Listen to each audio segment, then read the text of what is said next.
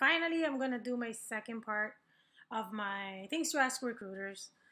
Um, as a reminder, always ask as many questions as possible before you sign anything. Don't go signing stuff before you have enough information. And if you're satisfied, don't feel pressured into signing anything just because you're talking to a specific branch of recruiter. Don't feel pressure that you need to go to the army if you're talking to a recruiter from the army, and so on and so forth.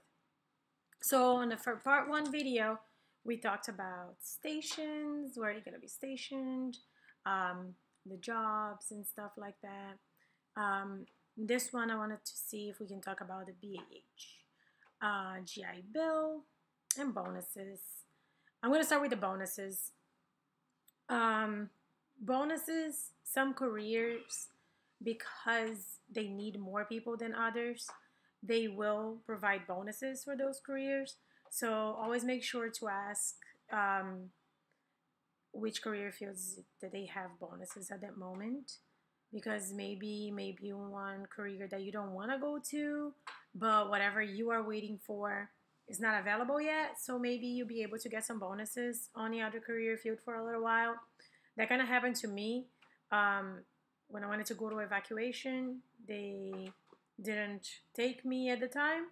Then I went to another career field, which was logistics, air transportation, and there was a bonus.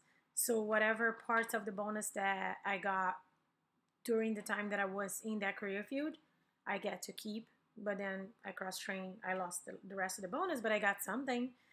So it's always good to keep that in mind. Not all career fields have bonuses, but some will.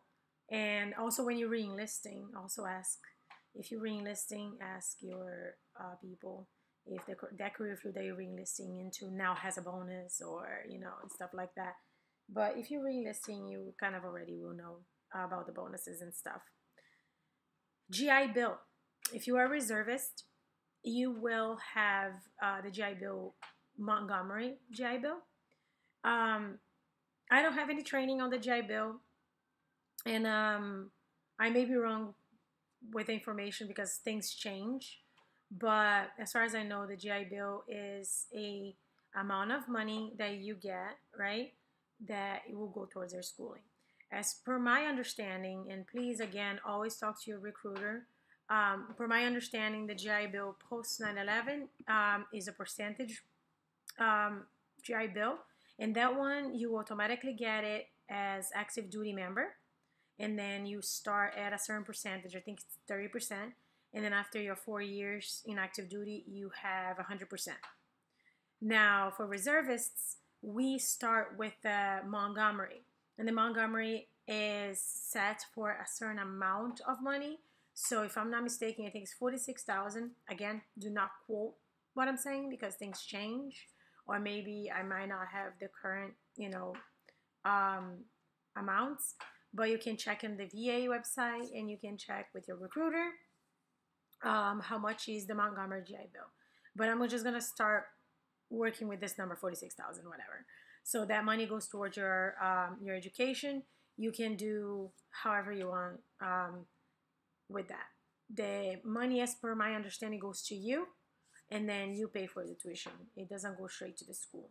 Now, if you want to do the post 9/11 instead, you can transfer. But you as a reservist will need to have, I think it's 90 consecutive active duty days. So you go to deployment, you will have those days, and then you can transfer your Montgomery into post 9/11. And I'm not completely sure, but I think that on-the-job training counts for active duty time.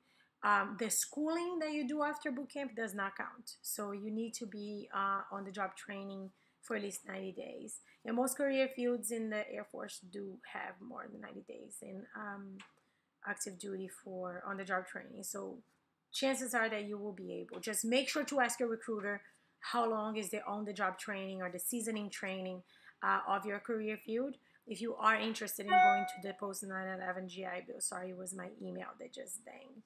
Anyway, once you change, You're gonna have the 30% or whatever the percentage is the minimum. And as you do service, I think, if not mistaken, you get a certain amount of percent per 30 days or 60 days of service. So at each deployment or active duty time, you will raise your percentage. So the GI Bill has a lot of quirks and details to it. Always ask a lot of questions about that one, because that one changes a lot and you need to know a lot of information about it. Do not just brush it off, because eventually you're going to want to use it and you're going to want to know how it works. Again, I'm telling you what I know from asking people and what I know from my personal experiences with it, but I haven't used it, so I don't know. And I also am aware of the fact that the GI Bill post 9/11 gives you BAH, which is going to be my next topic, right? So BAH is generally given to, not given, but you have that entitlement as a reservist. I don't know how BAH works for active duty because I have never been active duty, so I've apologized active duty, but I'm speaking only for the reservists right now, and I don't know about National Guard either, but I assume it's the same. If you are reservist and you are on orders for more than 30 days, which means boot camp, tech school, on-the-job training, things like that, and deployments and stuff like that, you will be entitled to BAH. BAH is based on zip code, so it doesn't matter how much your rent is.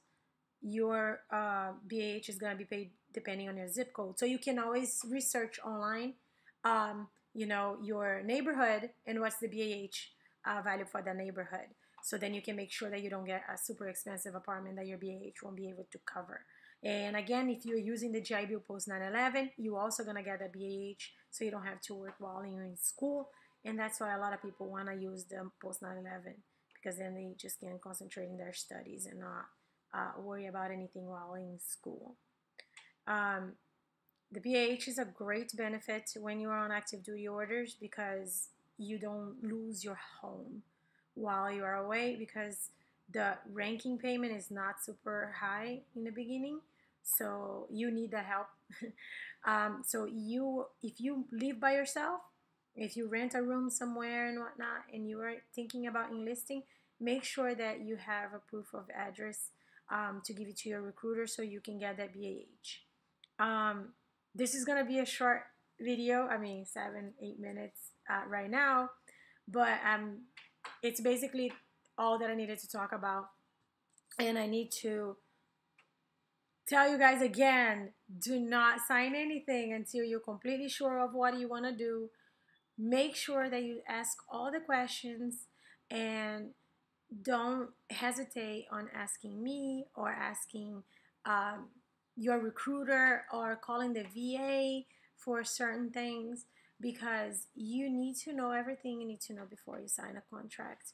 Don't go choosing a oh my, I'm so tired. Don't go choosing a service just because the recruiter is super nice and he's helping you out. Okay? Because after the recruiter has your documentation and you go to boot camp, you're basically never gonna see them again. I mean, you will, if you wanna. Eventually, once you're in and all the things all your ducks are in a row, you may have another contact with your recruiter, because he's gonna be bringing other recruits around your unit. So you might see them again, but they're not gonna be around your career. So remember, the recruiter is the first step to your career. So everything they tell you, take with a grain of salt. Ask people. If you are talking to a recruiter right now and you have questions, ask me. I can find out for you. Just don't go signing anything until you're completely sure, because, oh my God. Because, I apologize. Because recruiters do, I don't want to say lie, but they do not know everything. Okay? We are only humans. So, all right, so I started driving Via, and I'm going to make a video about it as soon as possible. And I also got a very nice email from someone and she had great questions, and I want to make a video answering her questions. I actually already answered her on the email, and I'm going to read her questions on my upcoming videos because I think that her questions might help you guys out too. All right. If you have any questions about recruiters, again, post down on the comments. Give me a thumbs up and subscribe to me. And I'm gonna put the little the part 1. I'm gonna put the little window thingy here, so you guys can go over there and take a look and see the first video. And let me know if you guys want to know anything else. Oh, I forgot to say, if you guys want to follow me on Snapchat, I will have it on the description, my username. Just add me on Snapchat. I would like to say, follow me on the Snapchat and send me like questions and comments and suggestions for videos. I am working on learning how to edit things, and it's a slow process because the whole VIA thing is gonna take a while for me to get a hang on, but I would love input from you guys. And just, yeah, that. All right. I will see you guys later, and I'm gonna try to post another video as soon as possible. All right. Okay, I'll see you guys later. Bye.